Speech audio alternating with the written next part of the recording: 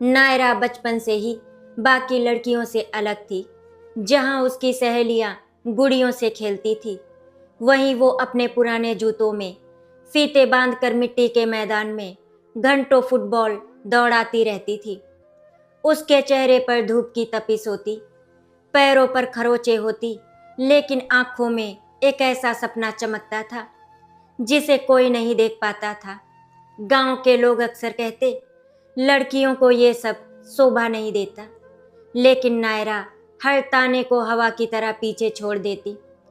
उसकी माँ माधुरी जी चुपचाप उसे पानी पिलाती, मरहम लगाती और मन ही मन भगवान से प्रार्थना करती कि कहीं उनकी बेटी का सपना टूटने ना पाए। मगर दूसरी तरफ उसके पिता कैलाश जी की सोच बिल्कुल अलग थी। उनके लिए परिवार की इज्जत सबसे बड़ी थी। उन्हें लगता था कि फुटबॉल खेलने वाली लड़की कभी घर की मर्यादा नहीं निभा सकती।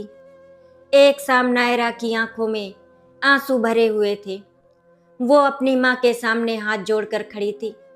कांपती हुई आवाज में उसने कहा, मम्मी मेरी बात तो सुनो, बस एक बार आप पापा से कह दो वो मुझे फुटबॉल प्रैक्टिस के लिए जाने दे। मैं बहुत मेहनत करूंगी, एक दिन आपका नाम रोशन करूंगी। माधुरी जी कुछ बोल पाती, उससे पहले ही उनकी नज़र नायरा के हाथों और पैरों पर पड़े गहरे काले निशानों पर चली गई। उन्होंने घबरा कर उसका हाथ पकड़ लिया और धीमी लेकिन कठोर आवाज में कहा, नायरा बहुत हो गया तुम्हारा ये तमाशा। अगर तुम्हारे पापा ने गलती से भी ये निशान देख लिए तो फुटबॉल छोड़ो, तुम्हें घर के बाहर कदम रखने की भी इजाजत नहीं मिलेगी। माँ की आवाज में डर था, गुस्सा नहीं, लेकिन उस डर ने नायरा का दिल तोड़ दिया। उसकी आंखों से आंसुओं की धारा बह निकली और वो बिना कुछ कहे अपने कमरे में चली गई। उसे क्या पता था कि घर के बाहर खड़े कैलाश जी दोनों की पूरी बातचीत सुन चुके थे। उनके चेहरे पर गुस्से की रेखाएं और गहरी हो गई। उन्होंने मन ही मन फैसला कर लिया कि अब बेटी के सपनों का अंत करना ही होगा। उन्हें लगा कि अगर नायरा को अभी नहीं रोका गया तो वो पूरे परिवार की परंपरा तोड़ देगी। उसी रात उन्होंने तय कर लिया कि जितनी जल्दी हो सके नायरा की शादी करनी होगी ताकि वो इन सब बातों को भूल जाए। कमरे में बैठी नायरा ने धीमी आवाज में अपनी शादी की बात सुनी तो उसके पैरों तले जमीन खिसक गई। उसके लिए फुटबॉल सिर्फ खेल नहीं था, उसकी पूरी जिंदगी थी। उसे लगा जैसे कोई उसकी सांसें छीन रहा हो। अगले 2 दिन घर में अजीब सी खामोशी रही। नायरा किसी से ज्यादा बात नहीं करती थी। रातों को चुपके से अपनी फुटबॉल को सीने से लगाकर रोती रहती और सोचती कि आखिर उसका क्या कसूर है। उसने कभी अपने परिवार का अपमान नहीं किया, कभी किसी की बात नहीं टाली, फिर भी उसके सपनों को अपराध क्यों माना जा रहा है। दूसरी तरफ कैलाश जी रिश्तेदारों से बात करने में लगे थे। माधुरी जी हर पल अंदर ही अंदर टूट रही थी। एक माँ अपनी बेटी का दर्द समझ रही थी, लेकिन पति के फैसले के सामने बेबस थी। दूसरी रात जब पूरा घर गहरी नींद में था तो नायरा धीरे से उठी। उसने अपने पुराने जूते, एक फुटबॉल, कुछ कपड़े और माँ की दी हुई छोटी सी भगवान कृष्ण की तस्वीर अपने बैग में रखी। वो अपने कमरे को आखिरी बार देखने लगी। हर दीवार उसके बचपन की यादों से भरी थी। उसकी आंखों से लगातार आंसू गिर रहे थे। वो चुपचाप माँ के कमरे से बाहर गई, दरवाजे को हाथ लगाया और बिना आवाज किए वहां से लौट आई। उसे डर था कि अगर एक बार माँ की शक्ल देख ली तो वो कभी घर नहीं छोड़ पाएगी। अगले ही पल उसने घर का दरवाजा खोला और अंधेरी रात में अकेली निकल पड़ी। उसके पीछे सिर्फ उसका घर नहीं छूट रहा था, उसका बचपन, उसका परिवार और उसकी पूरी दुनिया छूट रही थी। सुबह जब घर वालों को नायरा कहीं नहीं मिली तो पूरे घर में हड़कंप मच गया। माधुरी जी पागलों की तरह हर कमरे में उसे ढूंढने लगी। गांव के हर रास्ते पर उसका नाम पुकारा गया, लेकिन कहीं कोई जवाब नहीं मिला। तभी कैलाश जी ने एक ऐसा फैसला लिया जिसने पूरे परिवार की जिंदगी बदल दी। उन्होंने सबके सामने कठोर आवाज में कहा, आज से नायरा इस घर के लिए मर चुकी है। जिसने अपने माँ बाप की इज्जत नहीं समझी, उसका इस घर से कोई रिश्ता नहीं। इतना कहकर उन्होंने नायरा की तस्वीर पर फूलों का हार चढ़ा दिया। माधुरी जी फूट फूट कर रोती रहीं, बार बार उनके हाथ पकड़कर कहती रहीं, ऐसा मत कीजिए, हमारी बेटी जिंदा है, वो जरूर वापस आएगी। लेकिन कैलाश जी का दिल पत्थर बन चुका था। माधुरी जी हर रात चुपके से उस तस्वीर के सामने बैठती, आंसू पोंछते हुए भगवान से बस एक ही प्रार्थना करती, मेरी बेटी जहां भी हो उसे सुरक्षित रखना। अगर उसने कोई गलती की तो उसकी सजा मुझे दे देना, लेकिन उसे अकेला मत छोड़ना। घर छोड़ने वाली उस रात नायरा ने सिर्फ अपना परिवार नहीं छोड़ा था, उसने अपनी हर कमजोरी को भी पीछे छोड़ दिया था।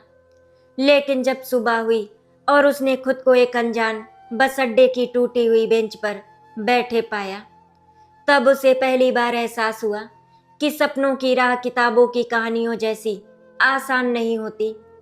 उसके पास कुछ रुपए, एक पुराना बैग और फुटबॉल के अलावा कुछ भी नहीं था।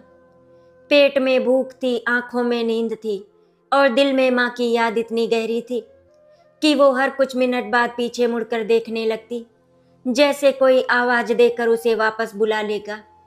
मगर हर तरफ सिर्फ भीड़ ही थी, शोर था और एक ऐसी तन्हाई थी जो उसके दिल को अंदर ही अंदर तोड़ रही थी। 2 दिन तक उसने जैसे तैसे छोटे मोटे काम करके अपना पेट भरा। कभी किसी ढाबे में बर्तन साफ किए, कभी पानी की बोतलें उठाई, तो कभी पार्क की बेंच पर बैठकर रात काटी। उसके हाथों के छाले बढ़ते जा रहे थे, लेकिन उसने अपने पैरों को रुकने नहीं दिया। तीसरे दिन उसकी मुलाकात एक बुजुर्ग चौकीदार से हुई, जिसने उसे शहर के एक छोटे से खेल मैदान का रास्ता बताया। नायरा वहां पहुंची तो उसने दूर से लड़कियों को फुटबॉल खेलते देखा। गेंद को मैदान में दौड़ते देखकर उसकी आंखों में फिर वही चमक लौट आई जो घर छोड़ते वक्त बुझ गई थी। वो चुपचाप मैदान के किनारे बैठकर अभ्यास देखने लगी। उसके चेहरे पर थकान साफ दिखाई दे रही थी, लेकिन उसकी नज़र सिर्फ गेंद पर थी। कोच ने जब उसे घंटों तक वहीं बैठे देखा तो उसके पास आकर पूछा, क्या तुम भी फुटबॉल खेलती हो? नायरा ने कांपती आवाज में सिर्फ इतना कहा, सर, फुटबॉल ही मेरी दुनिया है। कोच ने उसे एक मौका दिया। नायरा मैदान में उतरी और जैसे ही गेंद उसके पैरों के पास आई, उसने अपनी सारी तकलीफ, सारे आंसू और सारे दर्द को एक ही किक में बदल दिया। उसकी रफ्तार देखकर मैदान में मौजूद सभी खिलाड़ी हैरान रह गए। कोच की आंखों में उम्मीद की चमक आ गई। उन्होंने सोचा, इस लड़की में कुछ तो बात अलग है। लेकिन जब उन्होंने नायरा से उसके घर वालों के बारे में पूछा तो वो चुप हो गई।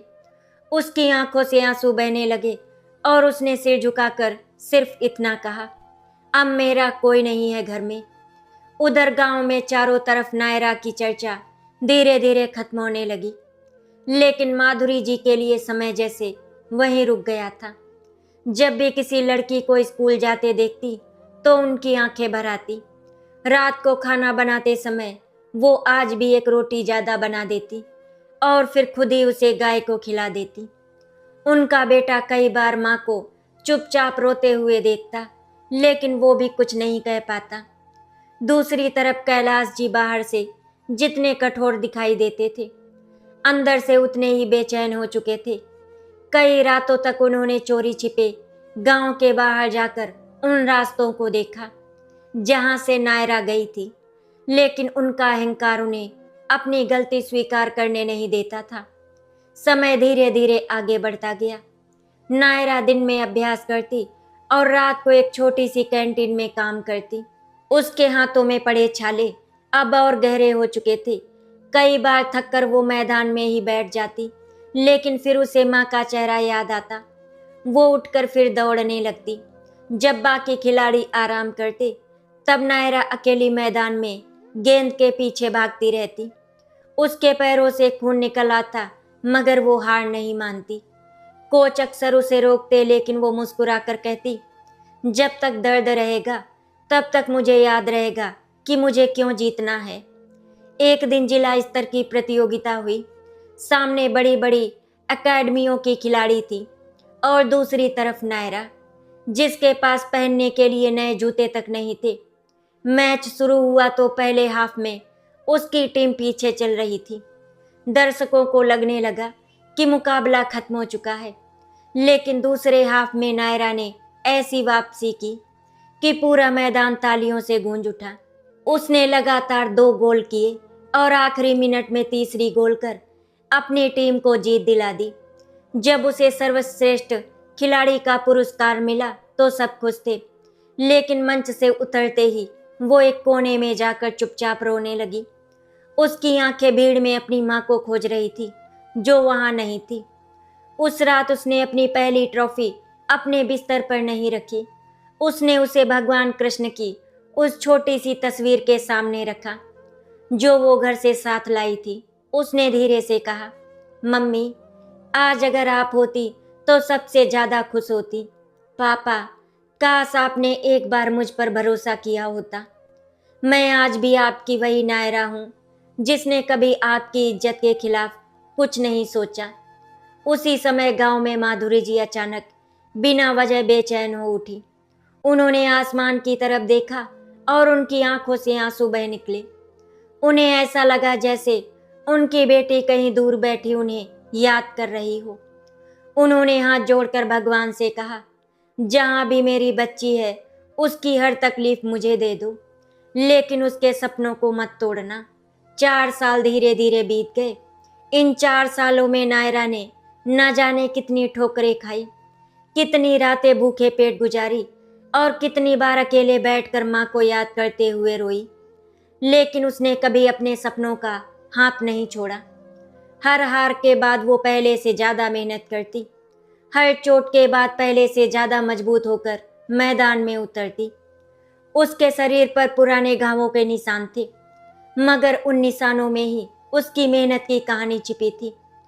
अब वो सिर्फ एक साधारण खिलाड़ी नहीं रही थी, बल्कि देश की उभरती हुई फुटबॉल स्टार बन चुकी थी। उधर गांव में सब कुछ पहले जैसा दिखाई देता था। नायरा के भाई ने अपनी बहन की पुरानी फुटबॉल आज तक संभाल कर रखी थी। वो कई बार उसे साफ करता और चुपचाप छत पर बैठ जाता।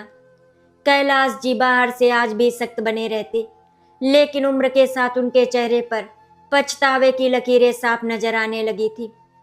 जब भी गांव की कोई बेटी पढ़ाई या खेल में आगे बढ़ती, उनका सिर अनजाने में झुक जाता।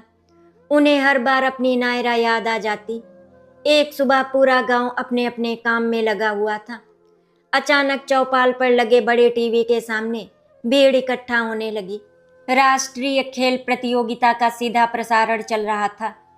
एंकर उत्साह से चिल्ला रहा था, अब भारत की तरफ से मैदान में उतर रही हैं हमारी स्टार खिलाड़ी नायरा सिंह। ये नाम सुनते ही जैसे समय थम गया। गांव के लोगों ने एक दूसरे की तरफ देखा और फिर टीवी स्क्रीन पर नजरें जमा दी। सफेद जर्सी पहने, सीने पर तिरंगा लगाए, आंखों में आत्मविश्वास लिए नायरा मैदान में खड़ी थी। उसी समय किसी ने दौड़कर कैलाश जी के घर पर आवाज लगाई, जल्दी आइए आप लोग, टीवी पर आपकी बेटी दिखाई दे रही है। कैलाश जी पहले तो कुछ समझ नहीं पाए, लेकिन जब वो टीवी के सामने पहुंचे और स्क्रीन पर नायरा का चेहरा देखा तो उनके हाथ कांपने लगे। 4 साल पहले जिस बेटी की तस्वीर पर उन्होंने अपने हाथों से हार चढ़ाया था, आज वही बेटी पूरे देश का सिर ऊंचा करने के लिए मैदान में खड़ी थी। उनके पास खड़ी माधुरी जी की आंखों से आंसू रुक ही नहीं रहे थे। वो बार बार टीवी को हाथ लगाकर जैसे अपनी बेटी के चेहरे को महसूस करना चाहती थी। मैच शुरू हुआ। हर बार जब नायरा गेंद को अपने कब्जे में लेकर आगे बढ़ती, पूरा गांव सांस रोक लेता। उसके हर कदम में वर्षों की तपस्या दिखाई दे रही थी। आखिरी कुछ मिनट बाकी थे और स्कोर बराबर था। तभी नायरा ने विरोधी टीम के 3 खिलाड़ियों को पीछे छोड़ते हुए जोरदार शॉट लगाया। फुटबॉल सीधी गोल पोस्ट के अंदर जाकर लगी। स्टेडियम तालियों और नारों से गूंज उठा। भारत जीत चुका था। नायरा घुटनों के बल जमीन पर बैठ गई और उसकी आंखों से आंसू बहने लगे। उसने दोनों हाथ जोड़कर आसमान की तरफ देखा, जैसे दूर कहीं अपनी मां को धन्यवाद कह रही हो। कुछ ही देर बाद मंच पर उसे गोल्ड मेडल पहनाया गया। जब राष्ट्रगान बजा तो नायरा की आंखों से लगातार आंसू गिरते रहे। कैमरा बार बार उसके चेहरे पर जा रहा था। पूरा देश उसकी भावनाओं को महसूस कर रहा था, लेकिन कोई नहीं जानता था कि उस मुस्कान के पीछे 4 साल की तन्हाई, भूख, अपमान, परिवार से बिछड़ने का दर्द छिपा हुआ है। गांव में ये दृश्य देखकर हर कोई भावुक हो गया। लोग मिठाई लेकर कैलाश जी के घर पहुंचने लगे। हर कोई कह रहा था, आपकी बेटी ने पूरे गांव का नाम रोशन कर दिया, हमें उस पर गर्व है। लेकिन कैलाश जी के होठों पर मुस्कान नहीं थी। उनकी आंखें सिर्फ आंसुओं से भरी थी। उन्हें महसूस हो रहा था कि जिस बेटी पर आज पूरा देश गर्व कर रहा है, उसी बेटी के सपनों को उन्होंने अपने हाथों से कुचलने की कोशिश की थी। वो किसी को क्या जवाब देते? उनकी चुप्पी ही उनके अपराध की सबसे बड़ी गवाही थी। शाम होते होते सभी लोग अपने घर लौट गए। घर में गहरा सन्नाटा छा गया। कैलाश जी धीरे धीरे उस कमरे में पहुंचे जहां 4 साल से नायरा की तस्वीर पर फूलों का हार टंगा हुआ था। कांपते हाथों से उन्होंने वो हार उतारा, तस्वीर को सीने से लगा लिया और पहली बार फूट फूट कर रो पड़े। उनकी आवाज भर्रा गई, बेटा मुझे माफ कर देना, मैंने तुम्हें कभी समझने की कोशिश ही नहीं की। मैं पिता था लेकिन तुम्हारे सपनों में तुम्हारा साथ नहीं दे पाया। माधुरी जी दरवाजे पर खड़ी ये सब देख रही थी। उनकी आंखों में भी आंसू थे, लेकिन उन आंसुओं में 4 साल बाद उम्मीद की एक छोटी सी किरण भी दिखाई दे रही थी। कैलाश जी ने बिना कुछ कहे एक छोटा सा बैग उठाया। उन्होंने किसी को नहीं बताया कि वो कहाँ जा रहे हैं, बस इतना कहा, मैं अपनी बेटी को वापस लाने जा रहा हूँ। इस बार अगर वो मुझे माफ कर देगी तभी मैं खुद को माफ कर पाऊंगा। कैलाश जी अपने छोटे से बैग को हाथ में लिए लगातार आगे बढ़े जा रहे थे। उनके कदम भारी थे, लेकिन दिल में एक ही उम्मीद थी कि शायद उनकी बेटी उन्हें एक मौका दे दे। 4 साल पहले उन्होंने जिस गुस्से में अपनी बेटी को इस घर के लिए मरा हुआ घोषित कर दिया था, आज वही फैसला उनके सीने पर पत्थर बनकर रखा था। हर कदम पर उन्हें नायरा का बचपन याद आ रहा था। वो छोटी सी बच्ची जो गिरने के बाद भी मुस्कुराकर फिर से फुटबॉल को लात मार देती थी और कहती थी, पापा एक दिन मैं बहुत बड़ी खिलाड़ी बनूंगी। तब वो उसकी बात पर हंस देते थे, लेकिन आज वही बात उनके कानों में तीर की तरह चुभ रही थी। कई घंटों की यात्रा के बाद कैलाश जी उस स्पोर्ट्स हॉस्टल पहुंचे जहां नायरा रहती थी। सुबह का समय था। मैदान में खिलाड़ी अभ्यास कर रहे थे। दूर से उन्होंने देखा कि सफेद जर्सी पहने एक लड़की पूरी ताकत से दौड़ रही है। उसके चेहरे पर आत्मविश्वास था, लेकिन आंखों में गहराई से एक पुराना दर्द अब भी जिंदा था। कोच ने सीटी बजाई तो वो रुक गई। जैसे ही उसने पानी की बोतल उठाई, उसकी नज़र गेट पर खड़े एक बूढ़े आदमी पर पड़ी। एक पल के लिए उसकी सांसें थम गईं, हाथ से बोतल गिर गई और उसके होंठ कांपने लगे। उसकी आंखें फैल गईं। सामने उसके पापा खड़े थे। 4 साल की दूरी एक पल में दोनों की आंखों के सामने घूम गई। नायरा धीरे धीरे उनकी तरफ बढ़ी। उसके कदम कांप रहे थे। कैलाश जी की आंखों से लगातार आंसू बह रहे थे। कुछ ही दूरी पर पहुंचकर नायरा रुक गई। वो चाहती तो उनसे मुंह मोड़ सकती थी, लेकिन पिता को देखकर उसके अंदर दबा हुआ प्यार टूट कर बाहर आ गया। अगले ही पल वो दौड़कर उनके सामने पहुंची और फूट फूट कर रोने लगी। कैलाश जी ने कांपते हाथों से अपनी बेटी का चेहरा पकड़ लिया। उन्होंने देखा कि उसके हाथों पर पुराने घावों के निशान अब भी मौजूद थे। पैरों पर मेहनत की कठोरता साफ दिखाई दे रही थी। उनकी आवाज भर्रा गई, बेटा मुझे माफ कर दे, मैंने कभी तेरे दर्द को समझने की कोशिश नहीं की। मैं अपनी झूठी इज्जत में इतना अंधा हो गया था कि अपनी ही बेटी का दिल तोड़ दिया।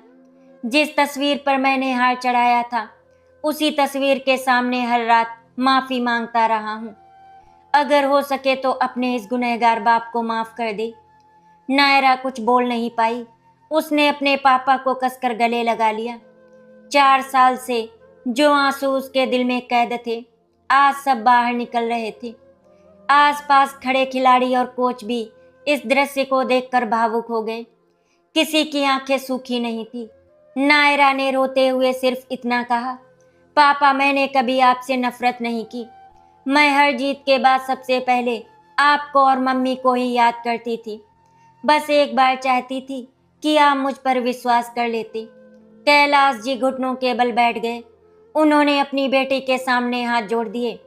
बेटा, घर चल। अब तुझे फुटबॉल खेलने से कोई नहीं रोकेगा। तेरी माँ 4 साल से हर दिन तेरी राह देख रही है। तेरा भाई आज भी तेरी पुरानी फुटबॉल संभाल कर रखे हुए है। मैंने उन्हें अपनी कसम में बांध रखा था, लेकिन अब मुझसे और गलती नहीं होगी। चल, घर चल बेटी। तेरे बिना वो घर सिर्फ दीवारों का मकान बनकर रह गया है। नायरा ने अपने आंसू पोंछे और बिना कुछ कहे अपने कमरे में गई। उसने अपना बैग उठाया, भगवान कृष्ण की वही छोटी सी तस्वीर अपने सीने से लगाई और बाहर आ गई। उसने एक बार मैदान की तरफ देखा, जहां उसने अपनी जिंदगी दोबारा बनाई थी। फिर उसने अपने पिता का हाथ पकड़ लिया। उसे एक स्पर्श में 4 साल की दूरियां खत्म हो गईं। घर लौटते समय पूरे रास्ते दोनों चुप थे, लेकिन वो चुप्पी पहले जैसी नहीं थी। पहले इस चुप्पी में अहंकार था, लेकिन अब इसमें अपनापन था। बस की खिड़की से बाहर देखते हुए नायरा को अपना गांव याद आ रहा था। उसे डर भी लग रहा था कि माँ उसे देखकर क्या करेगी। दूसरी तरफ कैलाश जी बार बार चोरी से अपनी बेटी को देखते और मन ही मन भगवान का शुक्रिया अदा करते कि उन्होंने उन्हें अपनी गलती सुधारने का एक मौका दिया। शाम ढल चुकी थी। जब दोनों घर के सामने पहुंचे तो वही पुराना दरवाजा, वही आंगन और वही दीवारें आज जैसे नायरा का इंतजार कर रही थी। कैलाश जी ने कांपते हाथों से डोरबेल बजाई। अंदर रसोई में काम कर रही माधुरी जी ने दरवाजा खोला। उन्हें बिल्कुल भी अंदाजा नहीं था कि इस बार किस्मत उनके सामने 4 साल पुरानी सबसे बड़ी खुशी लेकर खड़ी है। दरवाजा खुला। सामने नायरा थी। एक पल के लिए माधुरी जी को लगा कि शायद वो सपना देख रही हैं। अगले ही पल उन्होंने अपनी बेटी को कसकर गले लगा लिया। माँ बेटी दोनों इतनी जोर से रो रही थी कि शब्दों की जरूरत ही नहीं रही। 4 साल का दर्द, इंतजार और बिछुड़न आंसुओं में बह रही थी। उसी समय अंदर से नायरा का भाई भी दौड़ता हुआ बाहर आया। उसने अपनी बहन को देखा और बिना कुछ कहे उसके पैरों से लिपट गया। नायरा ने रोते रोते मुस्कुराने की कोशिश की और बोली, मम्मी, अब अंदर भी आने दोगी या फिर मैं बाहर से ही चली जाऊं? उसकी ये बात सुनते ही रोते हुए चेहरों पर भी हल्की सी मुस्कान आ गई। नायरा के घर में कदम रखते ही ऐसा लगा जैसे वर्षों से बंद पड़ा आंगन फिर से सांस लेने लगा हो। माधुरी जी ने तुरंत पूजा की थाली उठाई, कांपते हाथों से बेटी की आरती उतारी और उसके माथे पर तिलक लगाया। उनकी आंखों से लगातार आंसू बह रहे थे। वो बार बार नायरा का चेहरा अपने हाथों में लेकर देखती और फिर उसे सीने से लगा लेती, मानो उन्हें डर हो कि कहीं उनका ये सपना टूट ना जाए। नायरा का भाई भी अपनी बहन का हाथ पकड़कर बैठ गया। 4 साल पहले जिस बहन ने बिना कुछ कहे घर छोड़ा था, आज वही बहन पूरे देश का नाम रोशन करके उनके सामने बैठी थी। लेकिन उसके चेहरे पर जीत की खुशी से ज्यादा बीते हुए वर्षों का दर्द दिखाई दे रहा था। माधुरी जी रसोई में गई और नायरा की पसंद का खाना बनाने लगी। आटा गूंथते गूंथते उनकी आंखों से आंसू गिरकर उसमें मिल रहे थे। नायरा धीरे से उनके पीछे जाकर खड़ी हो गई। उसने बचपन की तरह माँ के कंधे पर अपना सिर रख दिया। माधुरी जी खुद को रोक नहीं पाई और फूट फूट कर रोने लगी। उन्होंने कांपती आवाज में कहा, मैं रोज तेरी रोटी बनाकर भगवान से कहती थी, जहां भी मेरी बेटी हो उसे खाना जरूर मिल जाए। नायरा ने माँ के हाथ पकड़ लिए और बोली, मम्मी, जब भी मुझे बहुत भूख लगती थी और खाने के लिए कुछ नहीं होता था तो मैं आंखें बंद करके यही सोचती थी कि आप अपने हाथों से मुझे खाना खिला रही हैं। शायद आपकी दुआएं ही थी जिन्होंने मुझे हर मुश्किल से बचा लिया। ये बात सुनकर कैलाश जी की आंखें फिर भर आईं। वो चुपचाप दरवाजे पर खड़े सब सुन रहे थे। उन्होंने पहली बार महसूस किया कि उनकी एक जिद ने उनकी पत्नी से 4 साल की हंसी और बेटी से 4 साल का बचपन छीन लिया था। वो धीरे से अंदर आए और बोले, माधुरी, आज से इस घर में किसी की आंखों में आंसू नहीं आने दूंगा। मैंने बहुत बड़ी गलती की थी। अगले दिन पूरे गांव में खबर फैल गई कि नायरा वापस आ गई है। सुबह से ही लोगों का घर पर आना शुरू हो गया। जो लोग कभी कहते थे कि लड़कियों को खेल कूद नहीं करना चाहिए, वही लोग आज फूलों के गुलदस्ते लेकर खड़े थे। हर कोई नायरा के साथ तस्वीर खिंचवाना चाहता था। गांव के बच्चे उसे अपना आदर्श मान रहे थे, लेकिन नायरा के दिल में कोई घमंड नहीं था। वो हर बड़े बुजुर्ग के पैर छूती और मुस्कुराकर उनका आशीर्वाद लेती। इसी भीड़ में एक बूढ़ी दादी भी थी, जिन्होंने 4 साल पहले कैलाश जी से कहा था कि बेटी को ज्यादा छूट मत दो। आज उन्होंने नायरा का हाथ पकड़कर कहा, बेटी, हमें माफ कर देना। हमने तुझे समझने की कोशिश ही नहीं की। तूने साबित कर दिया कि बेटियां किसी से कम नहीं होती। नायरा ने उनकी झुर्रियों भरे हाथों को अपने माथे से लगाया और बोली, दादी, अगर मैं किसी से नाराज होकर जीती तो शायद कभी जीत ही नहीं पाती। मैंने हर दर्द को अपनी ताकत बना लिया। उसकी बातें सुनकर वहां मौजूद हर व्यक्ति की आंखें नम हो गईं। कुछ दिनों बाद जिला प्रशासन ने नायरा के सम्मान में एक समारोह आयोजित किया। पूरे गांव को बुलाया गया। मंच पर सबसे पहले नायरा को गोल्ड मेडल विजेता के रूप में सम्मानित किया गया। तालियों की गड़गड़ाहट पूरे मैदान में गूंज उठी। फिर नायरा ने माइक अपने हाथ में लिया। कुछ पल तक वो चुप रही। उसकी नज़र सबसे पहले अपने माता पिता पर गई। उसने भर्राई हुई आवाज में कहा, आज जो कुछ भी हूँ अपनी मेहनत और भगवान की कृपा से हूँ, लेकिन इस सफ़र में मुझे सबसे ज़्यादा जिस चीज़ ने मजबूत बनाया वो था अपने परिवार का प्यार। हाँ, हम एक दूसरे से दूर हो गए थे, गलतफहमियां थी, दर्द था, लेकिन रिश्ते कभी खत्म नहीं हुए। मैं सिर्फ इतना कहना चाहती हूँ कि अपने बच्चों के सपनों को सुनिए। हर सपना गलत नहीं होता। अगर उस दिन मैं हार मान लेती तो शायद आज यहाँ खड़ी नहीं होती। पूरा मैदान तालियों से गूंज उठा। इसके बाद अचानक कैलाश जी मंच पर पहुंचे।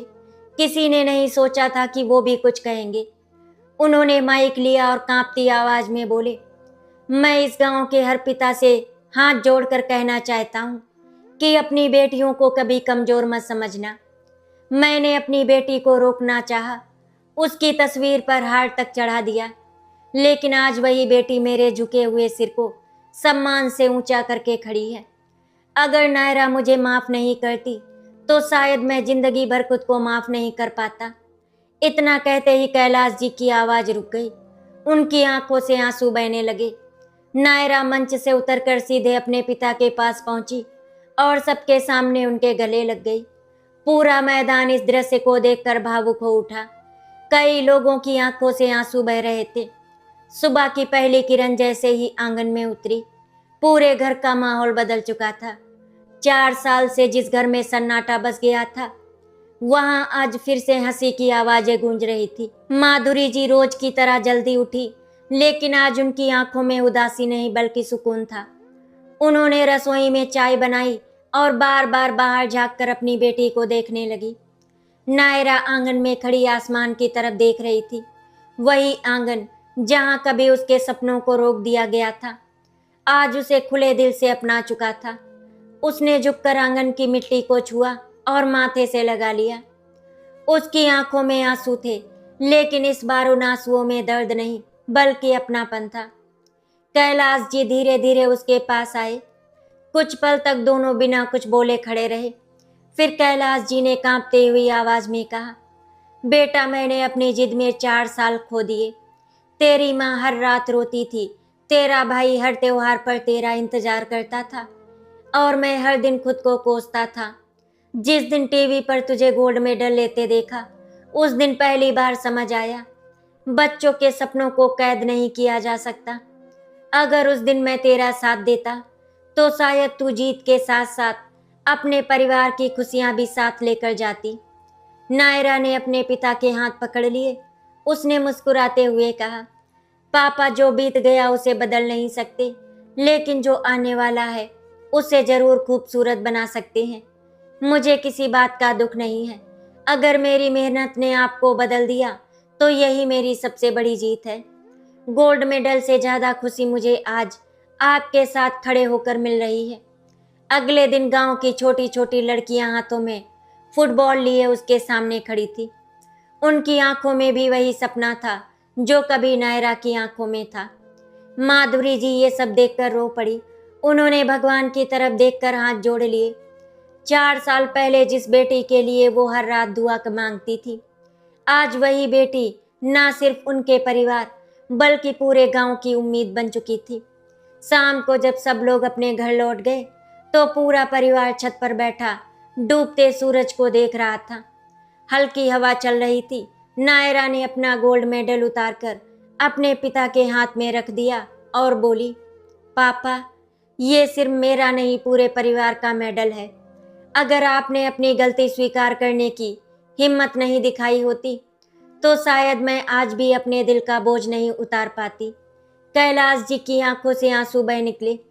उन्होंने मेडल वापस नायरा के गले में पहनाया और कहा, बेटा, ये तेरी मेहनत का सम्मान है। इसे हमेशा अपने पास रखना। मुझे सिर्फ इतना गर्व काफी है कि लोग मुझे अब नायरा के पिता के नाम से जानते हैं। नायरा मुस्कुरा दी। उसने अपनी माँ और भाई का हाथ पकड़ा और पूरे परिवार ने एक दूसरे को गले लगा लिया। उस पल ऐसा लग रहा था जैसे 4 साल का दर्द, बिछड़न और पछतावा हमेशा के लिए खत्म हो गया हो।